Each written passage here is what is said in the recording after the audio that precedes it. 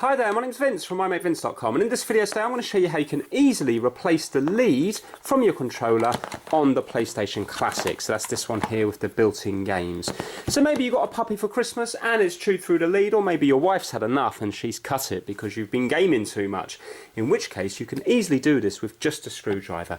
Another good thing about this is that this lead that comes with it is only 1 meter 40 centimeters, so 140 centimeters, which isn't actually that long if your settee is quite a way away from the TV. Well, what you can do is you can just replace the cable with a longer cable. So the cable you're going to need is a micro USB cable. So standard USB here to micro USB here, and these are the ones normally that you would charge your Android phones with. Now just make sure that the cable you're using has got 4 wires in it, because some of the very cheap ones only have 2 wires for charging. You need it to work for charging and data, but the majority of them do work for charging and data. So now when it comes to the length, personally I wouldn't go any longer than 5 meters, because that is the USB standard. So anything over that, and you might start to find that it drops out. So now if you're doing this just purely to extend the length, then what you can do is it might be easier just to get a USB extension cable, so a male to female, and then what you can do is you can plug, without ruining your controller, you can just plug that bit into there, and then you can plug this bit into here like so, and obviously that will extend the length. Now when it comes to doing this, in this video I'm going to be replacing the lead. Pretend that this one's got damaged. It's not going to look as nice, because if you look at the way they've done this, it's really nice attention to detail.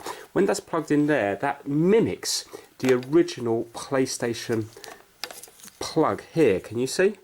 So obviously when you replace it with your own one, then it's not going to look as nice, because it's just going to look like this. But still, if it's broken, there's not a lot you can do about that. So all we have to do is get a small crosshead screwdriver, so a little Phillips screwdriver, and we need to undo these 8 screws at the back here.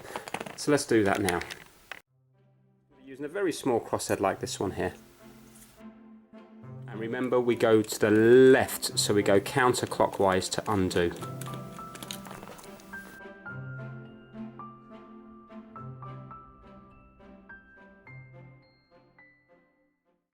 Okay, so once we've undone them, we just have to gently slide the back off. So if you have a look now, that's just going to lift off like so. And nothing's going to fall out. All these buttons are contained in there, so you don't have to worry. It's a really easy job to do. And this is absolutely beautiful, because look what they've done. It's just a micro USB, so there's no soldering to do whatsoever. All you have to do is follow the same path off the cable. So if you see, it goes around there, and then nice and gently just take it out like so. And as you have a look, you can see it's a micro USB. So now let's get our replacement lead. Now this is the longest one I had in the house. The original PlayStation one is 1 meter 40. This one is, I think it's a little under 2 meters. I think it's 1 meter 80. So we're going to plug it in. Obviously it can only go in one way round, so don't force it. Have a look at the shape here, and you can see that the top is narrower than the bottom. So then put the narrow side up top. Plug it in like that, and now what we're going to do is we're going to route the cable around here. Now when it comes to the plugs, can you see here that really you don't want anything bigger? This would probably be about the biggest plug you could fit in here. If you have a look at the PlayStation one, can you see it's a nice short one? So the shorter the better, because otherwise it's going to go past this area here. And this is where the screw goes into from one of these posts here, this one here. Anyway, we go up there, around here, through there, and then through that bit there. Now this cable is thicker than the original one, but it will still just about fit in there, like so, yeah? So all we have to do now is get this and place it back on top. And you can see now that's going to go together. It's tighter here just purely because the cable itself is a couple of mil thicker than the original PlayStation Classic one. Right, now we're going to do the screws up. Now when we're doing them up, we're going to go clockwise, and just remember to go gently with it, because you're only screwing into plastic, so you don't want to keep doing it as hard as possible, because otherwise you're just going to rip the thread out.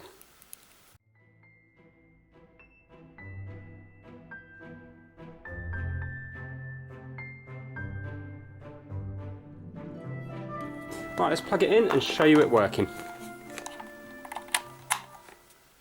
Okay, so here we have it plugged in, as you can see, the black cable, and if we go up you can now see it working. And as far as input lag is concerned, obviously the longer the lead, I suppose the more chance there is of having a bit of input lag, but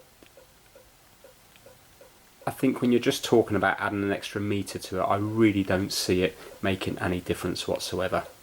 So obviously just adding these extra 40 centimeters, it feels just as responsive as it did before.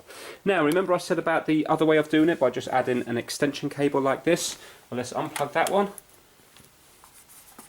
Let's plug this one in, and now you can see this is a female, so we're going to plug in the original one into here, and if you have a look up here now, again, and now we've added about, I think this cable down here is 1.8 meters, and it still works fine. So now you're looking at something which is over 3 meters long.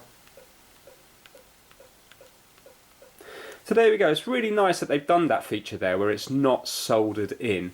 So it just means that in the future now it's going to be really easy to replace these leads if they do fail. So if you like this video, please give it a thumbs up and please subscribe for more how-to videos. Take care. Bye now.